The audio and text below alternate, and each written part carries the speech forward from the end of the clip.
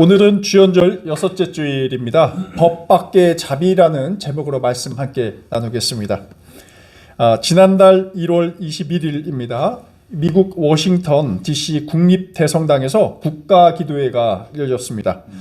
이 모임에서는 미국 대통령으로 이번에 당선된 트럼프와 참모진 그리고 각계 정계의 지도자들이 모였습니다.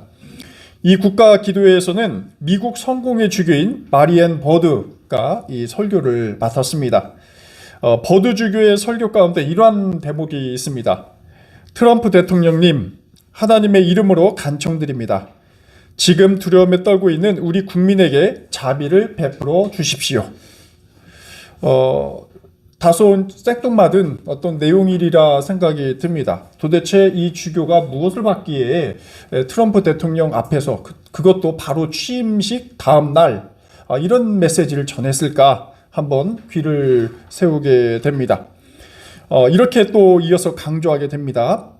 농작물을 수확하고 건물을 청소하고 양계장과 정육공장에서 일하는 사람들, 또 식당에서 설거지하고 병원에서 밤근무를 서는 사람들, 이들 중에는 합법적 체류 서류가 없는 사람도 있을지 모릅니다.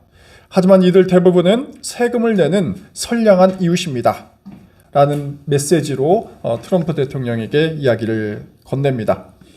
이 설교를 듣자 트럼프 얼굴은 상기가 되었습니다. 꽤 불쾌했는지 여러 군데 시선을 돌리면서 딴청을 부리는 듯 했습니다. 여러분 아신 것처럼 트럼프 대통령이 이번에 내세운 공약 가운데 하나가 바로 불법 이민자 추방입니다. 트럼프는 선거운동 기간 역사상 최대 규모의 불법 이민자들을 추방하겠다 약속을 했죠. 이 정책 일부는 미국 시민들의 굉장한 환호를 받기도 했습니다. 이러한 상황에서 트럼프 대통령이 버드 주교를 통해서 반이민 정책에 대한 비판을 들으니 여간 마음이 불편했지 않을 수 없었을 것입니다. 트럼프 대통령의 성격상 가만히 있을 위인이 아니죠.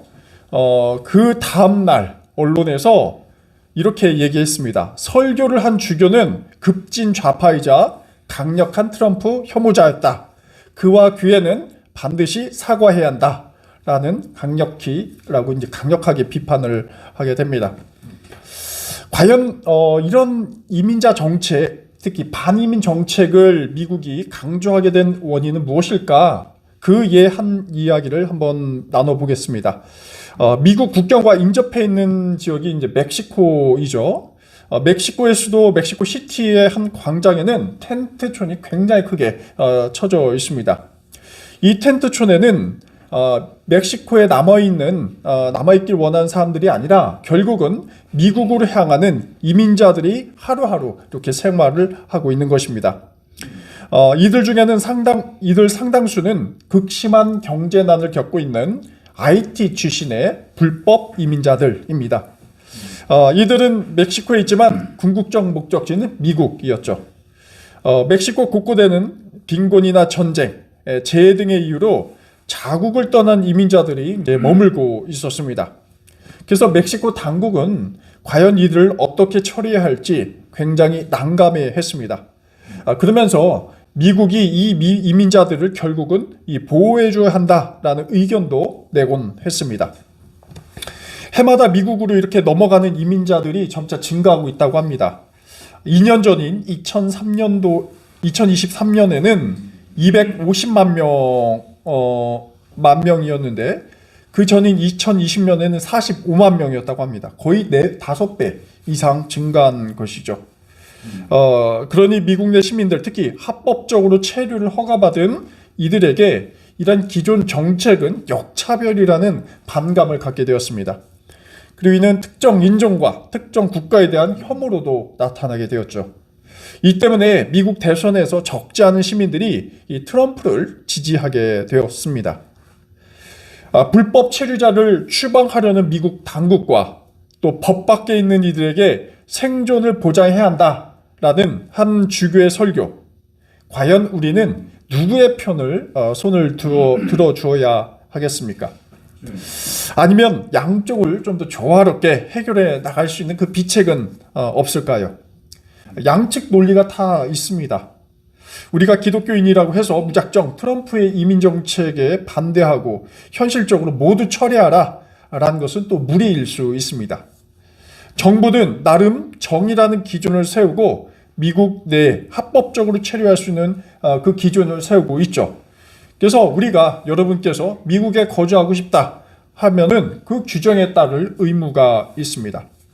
하지만 우리의 상황은 매우 급할 수 있고 이러한 기본적인 상황을 예외적인 상황을 맞닥뜨릴 수도 있습니다. 불가피하게 이런 법적 절차를 침해하는 상황도 존재할 수 있습니다. 앞서 말씀드린 멕시코 내 불법 이민자들의 경우가 그렇습니다. 이 경우는 오늘 설교 제목에서처럼 때로는 법 밖의 문제일 수 있습니다. 그리고 우리는 법 밖의 자비에 호소해서 이 문제를 해결할 수밖에 없습니다. 사실은 저도 항상 고민하는 지점이기도 합니다. 사회법과 신앙의 법이 충돌할 경우 무엇을 우선시해야 할 것인가 라는 것입니다. 우리가 이제 겪어봐서 알겠지만 법이라는 것이 항상 정의롭지는 않습니다. 옳은 것은 아닙니다. 또 선한 것은 아닐 수 있습니다.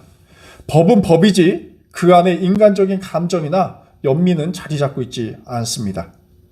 하지만 우리 인간의 삶은 냉혹한 법의 잣대만으로 해결되지 않는 경우가 상당히 많이 있죠. 제가 이렇게 말씀드린 것은 법치주의를 위반하자라는 말이 아니라 법 밖의 문제, 법에서 해결할 수 없는 문제를 어떻게 해결할 수 있을까에 대해서 한번 고민하자라는 것입니다. 법이라는 것이 결국 인간과 그 질서를 위해서 존재하는 것이라면 법이 간과하는 그 영역에 대해서 우리는 의문을 제기할 필요가 있죠. 그것은 바로 신앙의 법일 수 있고 또 우리 그리스도인들은 하나님의 질서다라고 말씀드릴 수가 있습니다. 이 사회법이 강력한 지지를 얻지만 인간다움의 어떤 존재를 상실해 가며 살아가는 이웃에게 과연 이 신앙의 법은 어떤 의미를 갖고 있을까요? 특히 무엇보다 법 밖의 자비가 필요한 이들, 가난한 자들, 소외된 자들, 이런 자들에게 어떻게 우리 신앙인들은 응답을 할 수 있을까요? 오늘 아침 우리는 갈라디아서 3장 23절 이하의 말씀을 묵상했습니다. 이 본문에서 핵심 키워드, 그 문장이 있을 거예요. 28절인데요. 이러한 대목입니다. 유대 사람도 그리스 사람도 없으며 종도 자유인도 없으며 남자와 여자도 없습니다. 여러분 모두가 그리스도 예수 안에서 하나입니다. 바울의 메시지이죠. 바울이 이 구절을 갈라디아 교인들에게 전했을 때, 들려주었을 때 이들은 과연 어떻게 이해를 했을까요? 우리가 그리스도 안에서 하나님의 자녀이니 국적이나 성별은 무의미하고 우리 신앙 안에서 화목한 가정을 이루며 살자라는 어떤 나이브한 메시지를 전했을까요? 이 바울은 갈라디아 교회를 포함해서 로마법 체계에서 작동하던 이 법적 한계와 그 한계를 돌파하기 위한 대안으로서 그리스도의 법을 제시한다는 점을 우리가 들여다볼 필요가 있습니다. 이 점을 이해하기 위해서 당시 갈라디아 교회뿐만 아니라 고린도 교회 당시 수많은 이 바울이 세운 교회를 지배했던 그 로마법, 이거에 대해서 근본적으로 우리는 물을 필요가 있습니다. 하지만 이 시간에는 제가 이제 로마법에 대해서 이야기하는 시간도 아니고 그 방대한 로마법에 대한 이해가 제가 굉장히 빈약하기 때문에 바울이 제기하는 부분에 대해서만 간단하게 한번 말씀을 나눠 보겠습니다. 이 바울이 문제시하는 로마법 가운데 하나가 로마 시민권 제도입니다. 시민권. 이 시민권 제도는 인간을 계층화하고 배제하는 논리를 따르게 되죠. 시민권은 정체성, 소속의 정체성 문제입니다. 그가 어디에 속해 있느냐, 이에 따라서 그 사람의 정체성이 구분이 되게 되는 것이죠. 특히 로마법은 로마 시민권자와 비로마 사람들, 시민권이 없는 사람들과 엄격하게 구분을 했습니다. 로마 제국의 사람들은 이 시민권을 가짐으로써 로마의 권리와 의무, 또 특혜, 혜택을 누리고 있었고 또 사회적 신분과 지위도 드러낼 수 있었습니다. 시민권은 여성과 노예를 제외한 남성들에게 주어진다는 또 특이점이 있습니다. 그리고 로마 시민권은 이 특권을 당시 나타내고 있었기에 다수가 굉장히 갖고 싶은 그러한 어떤 권리고 또 소속이었다 말씀드려 봅니다. 당시 로마 시민권을 획득하는 방법은 크게 네 가지 방법이 있었습니다. 하나는 시민권을 가진 로마인 아버지로부터 출생하는 것입니다. 특히 아들이겠죠. 자, 둘째는 로마 시민권자 주인에게 속한 노예가 해방되면 그 시민권을 소유할 수 있었습니다. 마지막 세 번째는 정부가 시민권을 수여하는 경우입니다. 주로 로마에 큰 업적을 세우고 이에 대한 답례로 시민권을 부여하는 경우이죠. 마지막은 이 로마 군에 복무한 사람이 제대할 때 이 제대 군인들이 가족과 함께 시민권을 받는 경우입니다. 당시 로마는 군대를 통해서 권력이 유지되는 형태였기 때문에 군 복무자에게 굉장히 큰 예우를 해 주었던 것으로 보여집니다. 단 군 복무 기간이 꽤나 길었어요. 20년이었습니다. 최소 20년은 해야지 이 로마 시민권을 부여했습니다. 그러니까 장정 때 20살 때 군 복무 시작하면 40에 이르서 거의 뭐 당시 로마 시대의 평균 나이가 불과 한 40, 50 그 어간이었으니까 시민권의 혜택을 누린 데는 뭐 크게 명예직이라고 볼 수가 있을 것 같기도 해요. 이런 시민권자에게 누릴 수 있는 권리 굉장히 많았습니다. 함부로 태용할 수 없었고요. 뭐 군인이 와서 그 사람을 때릴 수가 없었습니다. 반드시 정식 재판을 받고 유죄 판결을 확정받아야지 그에 따른 처벌을 할 수 있었다라는 것이죠. 자, 이 말은 거꾸로 생각하면 비시민권자 이런 사람들 태용은 늘 가까이에 있었습니다. 맞고 모욕당하고 하는 것은 비일비재했다라는 것이죠. 특히 노예들이 그렇습니다. 억울하게 폭행을 당하거나 심지어 죽임을 당해도 항변할 기회가 거의 없다라는 것이죠. 바울은 로마 시민권자였죠. 그래서 특별한 대우를 받곤 했습니다. 사도행전 22장 22절 이하를 보면 굉장히 재미있는 이야기가 등장해요. 이 로마 군인들이 바울을 억압하고 채찍질하고 폭행하려는 장면이 등장합니다. 이때 바울이 자신을 이 구타하려는 백부장에게 이렇게 얘기합니다. 로마 시민을 이렇게 유죄 판결도 내리지 않고 매질하는 법이 어디 있어? 이렇게 항변하죠. 그때 갑자기 떼려고 하다가 백부장이 깜짝 놀라죠. 법 위반이 될 것 같으니까 상관인 천부장에게 바울을 데려갑니다. 천부장이 바울에게 이렇게 재차 확인합니다. 당신이 로마 시민이요? 라고 묻죠.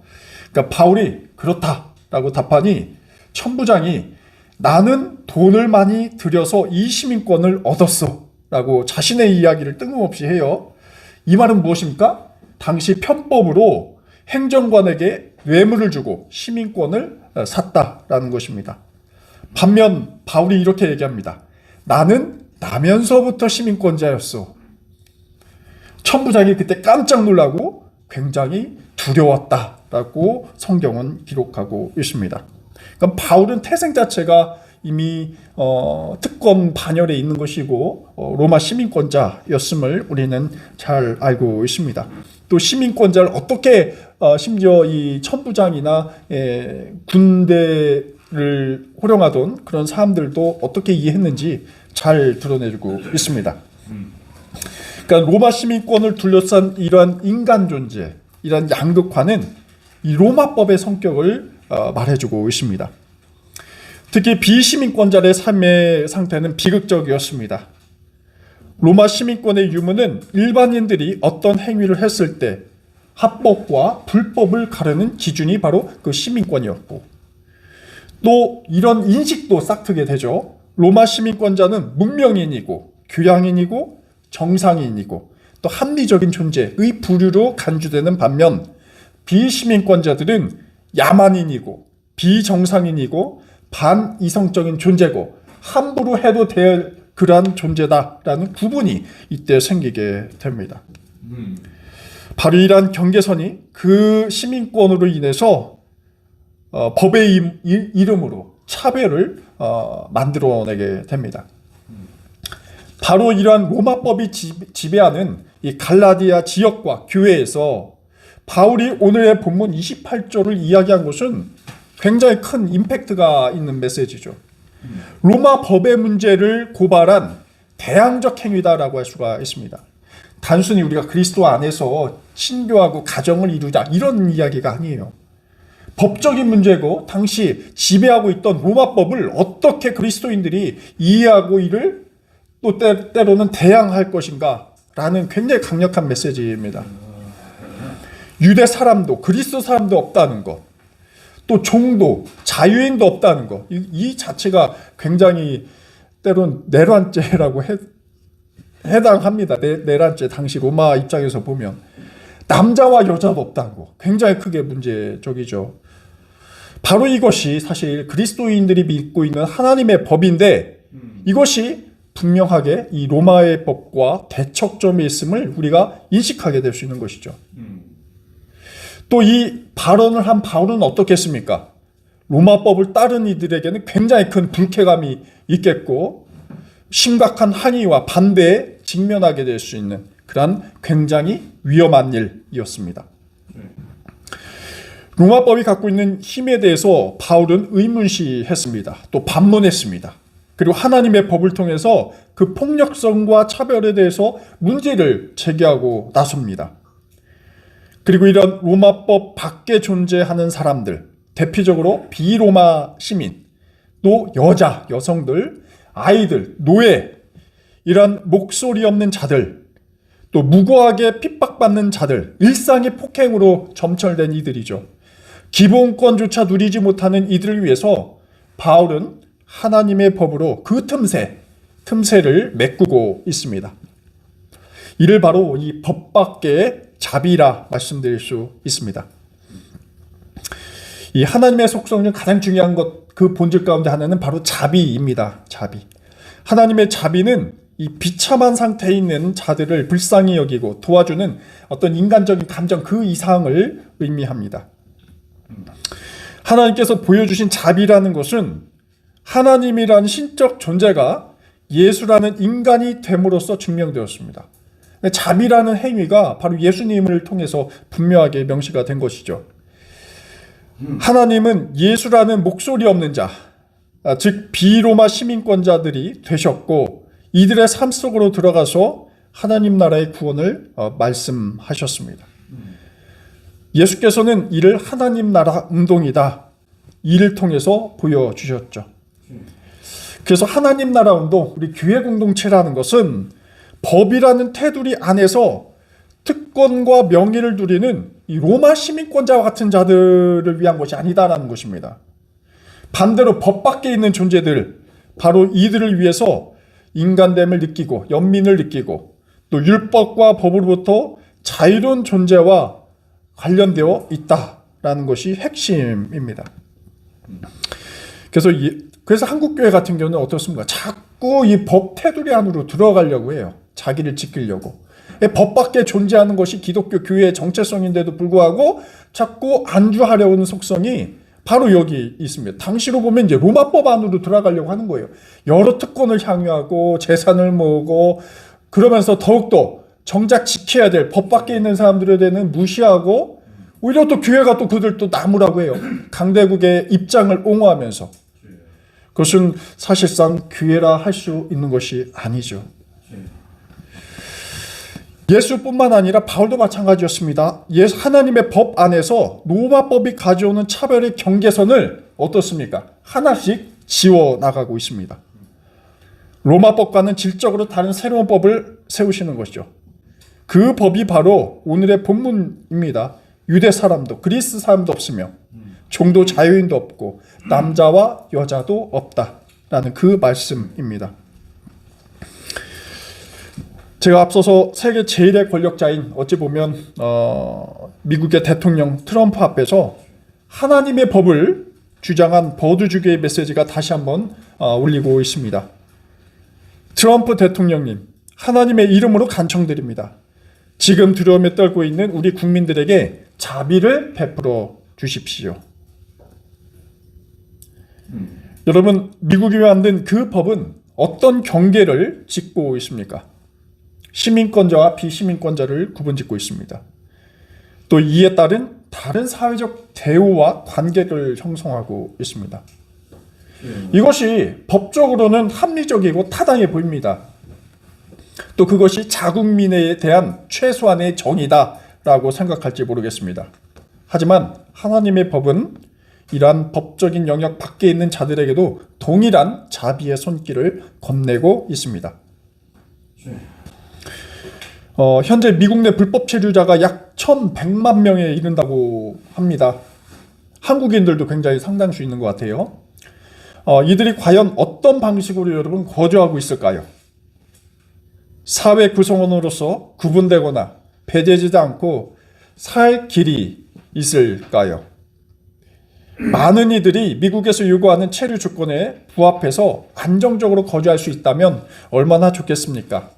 하지만 현실은 우리가 생각하는 것 그 이상으로 굉장히 위급하고 또 긴급하고 이런 것 하나하나 다 채울 수 없는 사람들이 존재하고 있다는 것을 기억할 필요가 있습니다. 우리나라도 마찬가지죠. 우리나라도 물려든 수많은 이주민들, 또 한국의 3D 업종에서 사역하고 있는 이들의 문제를 단순히 법의 잣대로만 내세울 수 있는 것은 아닙니다.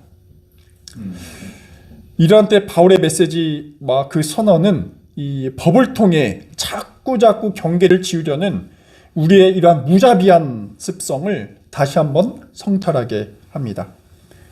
이는 단순히 이민법을 개정하거나 불법 체류자들에게 생존권을 보장하라라는 항의가 아닙니다.